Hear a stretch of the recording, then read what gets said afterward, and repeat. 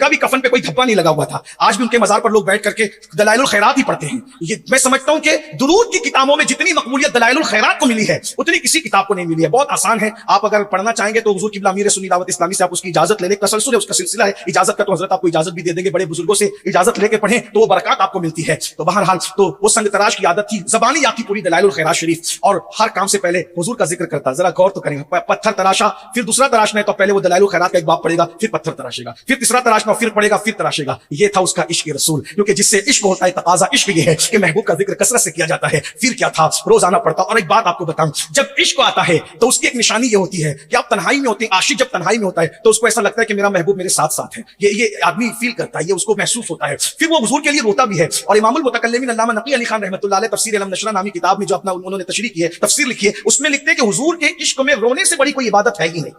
सबसे बड़ी इबादत जो आदमी को खींच कर खुदा तक, बल्कि उड़ा कर खुदा तक पहुंचाती है, वो है हुजूर की मोहब्बत में रोना, हुजूर के इश्क में रोना। और फिर क्या है, अल्लाह अकबर। तो वो रोता था, बहुत रोता था, उसकी आंखें आंसू बहाती थी। याद रखना, हंसना और रोना जो है वो आदमी के इख्तियार में नहीं होता। जब अंदर से दिल जो है वो बेचैन होता है यार के लिए, तब आंख से आंसू आते हैं और फिर वो रोता। और फिर ऐसा हुआ कि रोते रोते एक दिन उसकी आंख लग गई। रोजाना हुजूर याद आते थे, हुजूर पे दुरूद पड़ता था, हुजूर याद आते थे, अल्लाह के महबूब याद आते थे, मुस्तफा जाने रहमत याद आते थे। और ये भी याद रखना, जब हुजूर की याद आए तो मकबूल जो दुआओं की हाजतें मांग लिया करो, क्योंकि हुजूर यूं ही किसी को याद नहीं हैं। सूफिया फरमाते हैं पहले हुजूर हमें याद करते हैं, फिर वो याद आते हैं। अल्लाह अकबर। मेरे भाइयों जरा गौर करो, अगर आज हम हुजूर की महफिल लेकर के बैठे हैं, खुश नसीब हो आज हुजूर ने हमें याद किया होगा, तब आज हुजूर हमें याद आए हैं। सुभान अल्लाह। आज हमारी ये महफिल जो सजी है, मेरे करीम आका की याद की महफिल, मेरे मुस्तफा करीम की याद की महफिल। अल्लाह अल्लाह। रोता है, दुरूद पड़ता है, रोता है, दुरूद पड़ता है। एक दिन किस्मत बेदार थी, सितारे उरूज पर थे, आंख लगी, दिल की आंखें बेदार हो गई। क्या देखा, तख्त है, नूरानी तख्त बिछा हुआ है और उस पर अल्लाह के हबीब जलवा कर।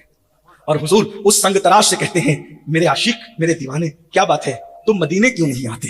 मदीने आओ, हुजूर दावत दे रहे, मदीने आओ, तुम मदीने क्यों नहीं आते? हाय हाय हाय, अल्लाह अकबर। हजरत मुस्तफा करीम सल्लल्लाहु अलैहि वसल्लम ने कहा, वो रो पड़ा, हुजूर मेरी औकात है, मैं मदीने हूं, सरकार में मदीने आओ। और ये देखो, मेरे गुंबद का ये किंगरा टूट गया है, इसको आकर तुम तामीर करोगे।